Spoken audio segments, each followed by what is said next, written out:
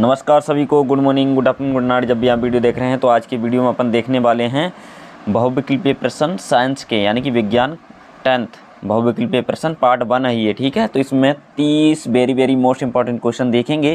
तो इसमें हमारा पहला वेरी मोस्ट इंपॉर्टेंट क्वेश्चन है, अम्लीय वर्षा के जल का संभावित पीएच मान है। तो पीएच मान पूछ रहा है वर्षा जल का। तो यहाँ पे हमारा दिया हुआ है, ऑप्शन ए पे दिया है 5.2, उसके बाद दिया है 6.2, और उसके बाद सी पे दिया है 7.2, उसके बाद दिया है 8.2 डी पे। लेकिन इसमें हमारा ऑप्शन ए वाला सही है, 5.2 वाला। ठीक है, तो आप लिखते जाइए साथ साथ या स्क्रीनशॉट ले लें। ठीक है, अगला क्वेश्चन है हमारा क्वेश्चन क्रमांक 2, जिसमें दिया हुआ है शुद्ध जल का पीएच मान है। ठीक है, तो शुद्ध जल का पीएच मान कितना है, यहाँ पे दिया है 0, उसके बाद दिया है 1 और 7, उसके बाद दिया है 14। तो यहाँ पे 7 जो दिया है ऑप्शन सी पे वो बिल्कुल सही है हमारा ऑप्शन। ठीक है, देखेंगे क्वेश्चन क्रमांक 3। अब निम्नलिखित में से कौन सा तत्व तनु अम्ल के साथ सहयोग करके हाइड्रोजन गैस निकालता है। ठीक है, तो इसमें दिया है हमारे पास ऑप्शन क्लोरीन, तामा, उसके बाद जस्ता यानी कि जिंक जिसे बोलते हैं, और सल्फर। ठीक है, तो इसमें भी हमारा ऑप्शन जो जस्ता यानी कि जिंक वाला बिल्कुल राइट है। उसके बाद चौथा क्वेश्चन यहाँ पे दिया है C2H6 का IPUC नाम पूछ रहा है आपसे। ठीक है, तो इसमें दिया है मेथेन, एथेन और एथाइन और एथिलीन। तो इसमें हमारा ऑप्शन बी वाला बिल्कुल राइट है, एथेन। ठीक है, तो एथेन पे आप क्लिक कर लें। उसके बाद हमारा अगला क्वेश्चन है क्वेश्चन क्रमांक 5, आधुनिक आवास वर्गीकरण का आधार है। ठीक है, तो इसमें ऑप्शन ए पे कह रहा है परमाणु भार, उसके बाद है परमाणु क्रमांक, संयोजकता, उसके बाद है रासायनिक क्रियाशीलता। ठीक है, तो इसमें हमारा ऑप्शन बी वाला राइट है, परमाणु क्रमांक। ठीक है, आधुनिक आवास सारणी का आधार है परमाणु क्रमांक। उसके बाद देखेंगे क्वेश्चन क्रमांक 6, विकिरण संबंध के तत्व हैं। तो यहाँ पे लिथियम, बेरिलियम। ठीक है, और उसके बाद दिया है लिथियम, मैग्नीशियम और लिथियम, उसके बाद दिया है सोडियम और एल्युमिनियम, सिलिकॉन। ठीक है, तो यहाँ पे हमसे पूछ रहा है कि वो तत्व बताने हैं जो कि विकिरण संबंधी हो। तो लिथियम मैग्नीशियम वाला यानी कि ऑप्शन बी वाला बिल्कुल राइट है यहाँ पे। ठीक है, उसके बाद क्वेश्चन क्रमांक 7 देखेंगे। सारे क्वेश्चन बहुत ही ज़्यादा महत्वपूर्ण हैं। ठीक है, तो क्वेश्चन क्रमांक 7 यहाँ पे दिया हुआ है, क्षारीय धातु पूछ रहा है, सोडियम है और बेरियम है, एल्युमिनियम और जिंक। तो यहाँ पे हमारा ये वाला ऑप्शन बिल्कुल सही है, सोडियम। ठीक है, Na का मतलब सोडियम होता है। उसके बाद है नियॉन है, क्षार धातु, अक्रिय गैस, उपधातु और संकरण तत्व।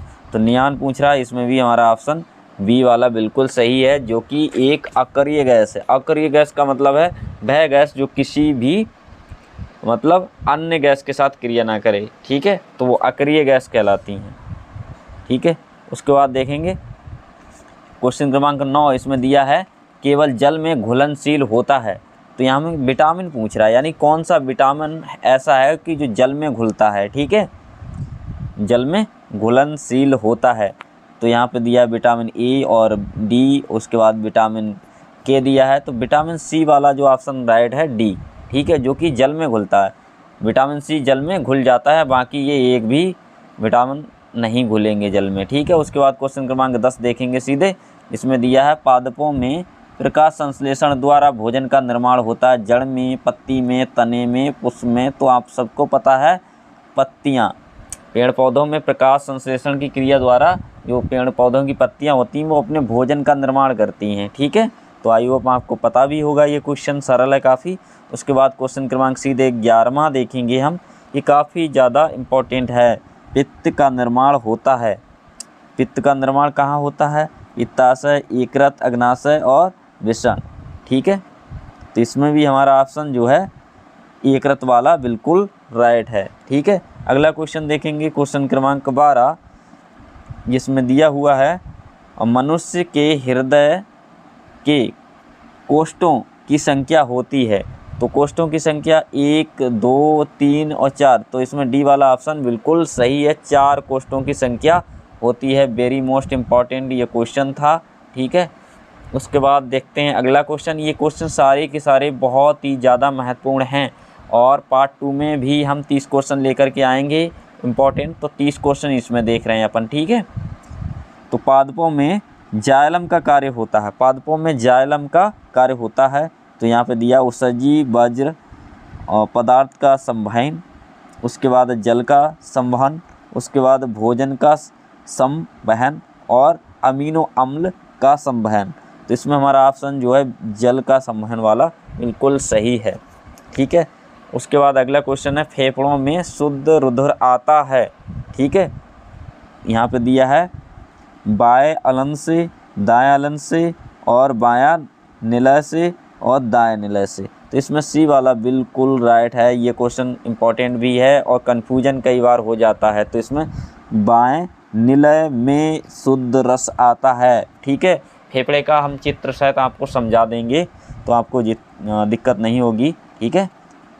पहले हम यहाँ पे विकल्प वाले ही क्वेश्चन देख रहे हैं और इस चैनल पर सारे महत्वपूर्ण क्वेश्चन बताए जाएंगे, चाहे वो मतलब MCQ हों, चाहे मतलब थ्योरी वाले हों, लिखने वाले हों, ठीक है। क्वेश्चन क्रमांक 15 देखने वाले हैं। इसमें दिया है मनुष्य में वृक्क एक तंत्र का भाग है जो संबंधित है पोषण, उसके बाद श्वसन, उत्सर्जन, परिवहन। तो इसमें भी हमारा ऑप्शन सी वाला सही है, उत्सर्जी अंग है जो उत्सर्जन से संबंधित है, ठीक है। तो यहाँ पे जो उत्सर्जन वाला ऑप्शन सी है इसे आप टिक कर लें। उसके बाद देखेंगे क्वेश्चन क्रमांक 16। यहाँ पे दिया अलैंगिक जनन मुकुलन द्वारा होता है, ठीक है। तो यहाँ दिया अमीबा, ईस्ट में और प्लाज्मोडियम और उसके बाद दिया है मानिया, है ना। तो इसमें हमारा ऑप्शन जो है बी वाला बिल्कुल राइट होगा, ईस्ट में अलैंगिक जनन मुकुलन द्वारा होता है तो ईस्ट में, ठीक है। ये क्वेश्चन बहुत ही ज़्यादा इम्पोर्टेंट हैं, ठीक है, अच्छे से तैयार कर ही लें इनके लिए। उसके बाद दिया है क्वेश्चन क्रमांक 17 मुकुलन पाया जाता है। मुकुलन किस में पाया जाता है? तो यहाँ दिया है प्लेनेरिया, हाइड्रा, उसके बाद लिस्मानिया और इन सभी में। तो हाइड्रा में मुकुलन पाया जाता है। हाइड्रा में क्या पाया जाता है? मुकुलन, क्योंकि हाइड्रा जो है अपने संतान की उत्पत्ति मुकुलन के द्वारा करता है, ठीक है। अब देखेंगे क्वेश्चन क्रमांक 18। इसमें दिया द्विनिषेचन पाया जाता है।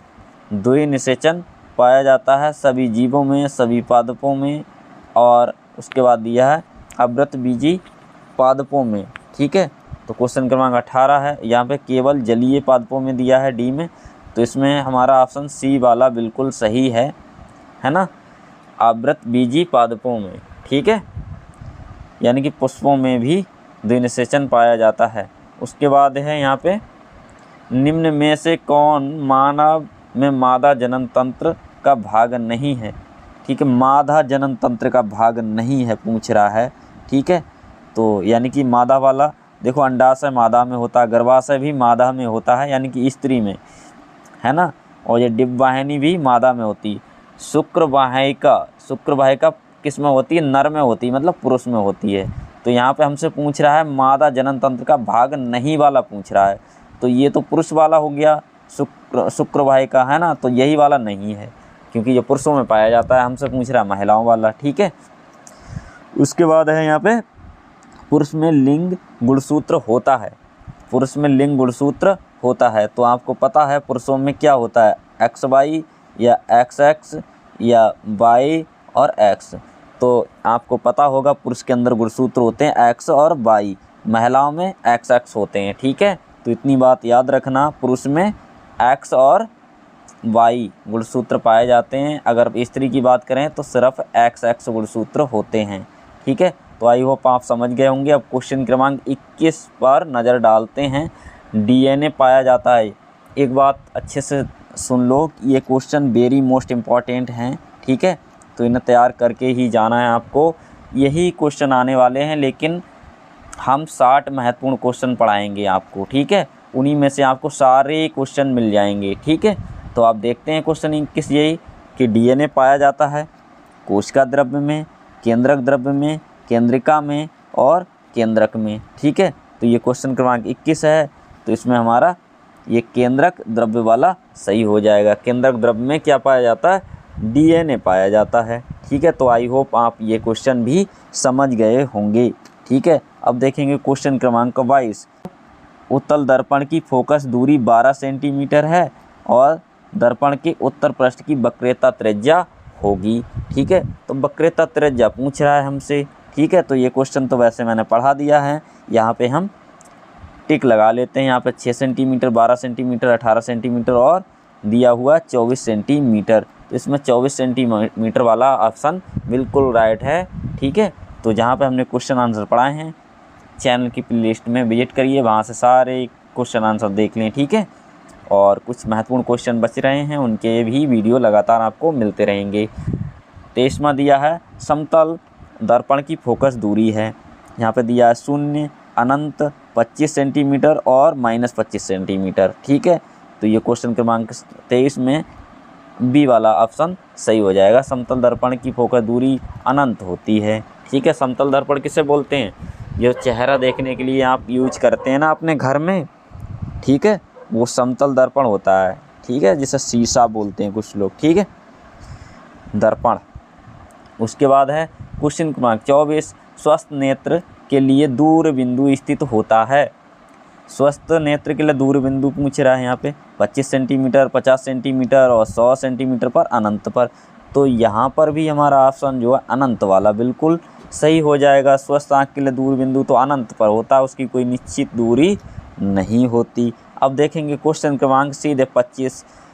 ठीक है, यहाँ पे दिया है स्वस्थ नेत्र का निकट बिंदु होता है। वो दूर बिंदु था, ये निकट बिंदु की बात कर रहे हैं।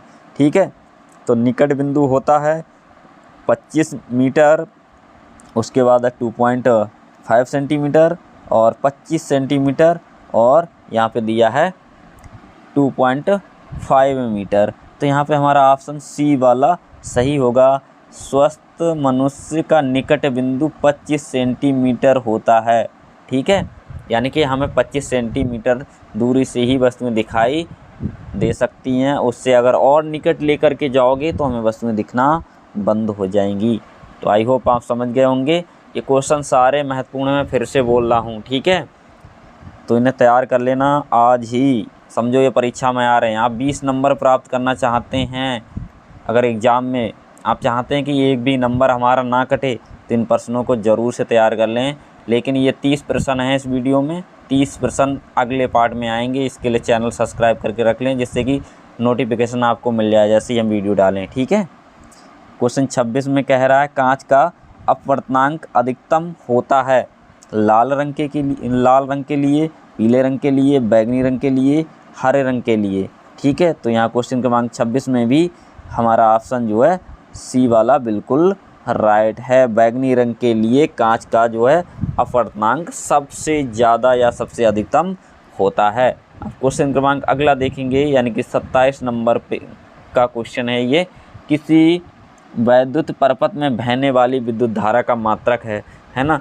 इस तरह की भी क्वेश्चन आ जाते हैं, विद्युत धारा का मात्रक पूछ रहा है। ठीक है, तो मात्रक सारे याद कर लो। ठीक है, एक दो क्वेश्चन आ जाता है मात्रक से, हमेशा आता है। ठीक है, ये तो काफ़ी ज़्यादा महत्वपूर्ण क्वेश्चन है ये। एम्पियर, वोल्ट, ओम और वाट। तो विद्युत धारा का मात्रक तो एम्पियर होता है, आपको पता है विद्युत धारा एम्पियर में ही मापी जाती है ना। उसके बाद प्रतिरोध का मात्रक है। प्रतिरोध का मात्रक क्या है? यहाँ पे दिया हुआ है ओम प्रति सेंटीमीटर, ओम सेंटीमीटर। और उसके बाद दिया है वोल्ट।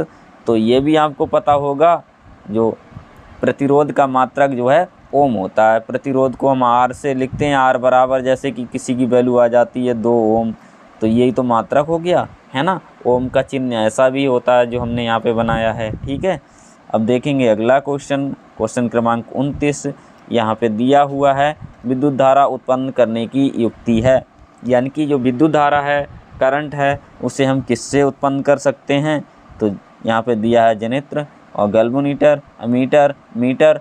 तो आपको पता है जो जनित्र है, यानी कि जिसे जनरेटर बोलते हैं, इससे हम बिजली को उत्पन्न कर सकते हैं, है ना।